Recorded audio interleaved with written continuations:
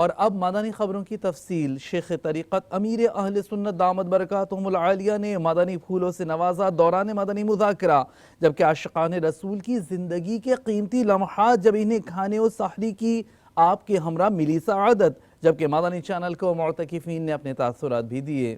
فیضان رمضان، فیضان رمضان، فیضان رمضان، رمضان رمضان رمضان رمضان رمضان رمضان، فیضان رمضان، رمضان رمضان رمضان رمضان رمضان، فیضان رمضان، رمضان رمضان رمضان رمضان رمضان رمضان، فیضان رمضان، رمضان رمضان رمضان رمضان رمضان، فیضان رمضان۔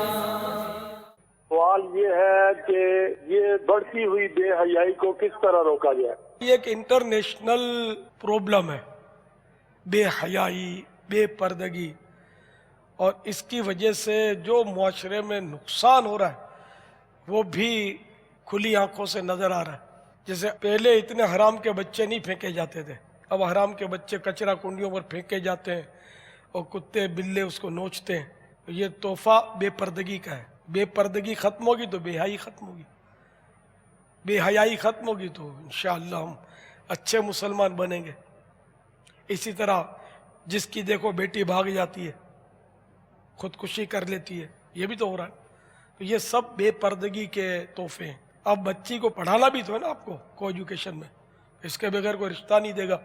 تو آپ کو اللہ تعالیٰ پر یقین نہیں ہے؟ کیا لوح محفوظ پر جوڑا نہیں لکھا ہوا کہ کس کا جوڑا کہاں ہوگا، اس کا نکاح کہاں ہوگا؟ ایمان کی کمزوری نہیں ہے یہ؟ کیا پڑھی لکھی بیٹیاں گھروں میں نہیں بیٹھی رشتے کے انتظار میں؟ میری بات بہت چبھ رہی ہوگی اور شیطان اس کو اور پریشر ڈال رہا ہوگا، زوردار چبا رہا ہوگا کہ یہ ہے مدنی چینل جس نے میرے ناک میں دم کر رکھا ہے، تم میرے ساتھ رہو۔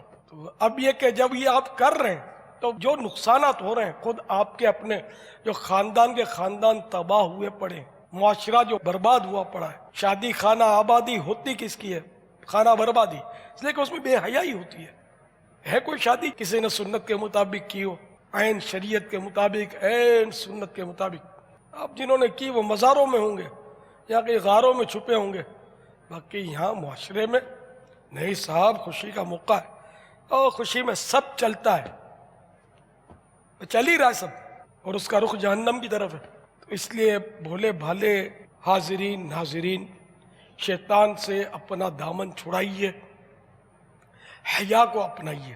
میرے پیارے مصطفیٰ صلی اللہ تعالی علیہ وآلہ وسلم کی حیا، اللہ اکبر۔ روایتوں میں ہے کہ میرے آقا صلی اللہ تعالی علیہ وآلہ وسلم کنواری لڑکی سے بھی بڑھ کر شرمیلے تھے۔ حیا جتنی ہو اتنی اچھی ہے، اور یہ حیا انشاءاللہ ہمیں دونوں جہانوں میں بیڑا پار کروا دے گی۔ مجھے یہاں پہ آنے کے بعد بہت خوشی محسوس ہوئی اور بہت مجھے دینی معلومات ہوئی۔